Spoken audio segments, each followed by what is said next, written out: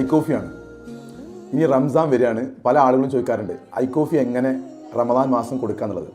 നമുക്കറിയാം I coffee sugar manage ചെയ്യുന്നിടത്ത് മാത്രമല്ല, ഇന്ന് ഏറ്റവും കൂടുതൽ പോപ്പുലർ ആയിട്ടുള്ളത് ക്ഷീണം. നമുക്കറിയാം നോമ്പ് നോറ്റിൻ്റെ ഭാഗമായിട്ട് നല്ല ക്ഷീണമുള്ള ആളുകളുണ്ട്. ഡയബറ്റീസ് ഉള്ള ആളുകളും ഇല്ലാത്ത ആളുകളും ഈ ക്ഷീണം വിചാരിച്ചുകൊണ്ട് നോമ്പ് നോക്കാൻ കഴിയാത്ത ആളുകളുണ്ട്. ഈ നോമ്പ് നോറ്റാൽ തന്നെ രാത്രിയുള്ള പ്രാർത്ഥനകൾ പങ്കെടുക്കാൻ പറ്റാത്ത ആളുകളുണ്ട്. സോ അവർക്ക് എങ്ങനെ ഐ കോഫി കുടിക്കണം എന്നുള്ളതാണ് പറഞ്ഞുതരാൻ പോകുന്നത്. നമ്മൾ അത്താഴത്തിന് എണീറ്റ ഉടനെ ഒരു ഒരു പാക്കറ്റ് എടുക്കുക. അത് നിങ്ങൾ 1 പാക്കറ്റ് ഉപയോഗിക്കാമെന്ന ആളുകൾ 1 പാക്കറ്റ് ഉപയോഗിക്കുക. ഇനി ഷുഗറൊന്നും ഇല്ലാത്ത ആളുകൾക്ക് 1/2 പാക്കറ്റ് ഉപയോഗിക്കാം. നിങ്ങൾ ആ സാഷ എടുത്ത് നേരത്തെ തന്നെ അത് ഉണ്ടാക്കുക. ഇതുപോലെ ചുടുവെള്ളം ഒഴിച്ച് ഉണ്ടാക്കാം.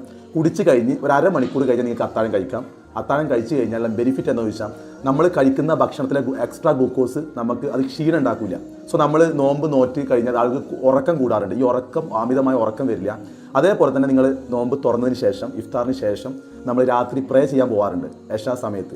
ഈ പ്രേ ചെയ്യുന്നതിന് മുമ്പ് നിങ്ങൾ കോഫി ഉപയോഗിക്കുകയാണെങ്കിൽ എത്ര പ്രേ ചെയ്താലും നമുക്ക് അതിൻ്റെ ടയർഡോ ക്ഷീണോ ഉണ്ടാവില്ല. നമുക്ക് നല്ല എനർജറ്റിക് ആയിരിക്കും. ആ എനർജി ഒരേ ലെവലിൽ നിൽക്കും. പിന്നെ പ്രത്യേകമായിട്ട് വേറൊരു മെസ്സേജ് കൂടി, നമ്മൾ റംസാൻ ടൈമിൽ അമിതമായിട്ട് പലഹാരങ്ങളൊക്കെ കഴിക്കാറുണ്ട്.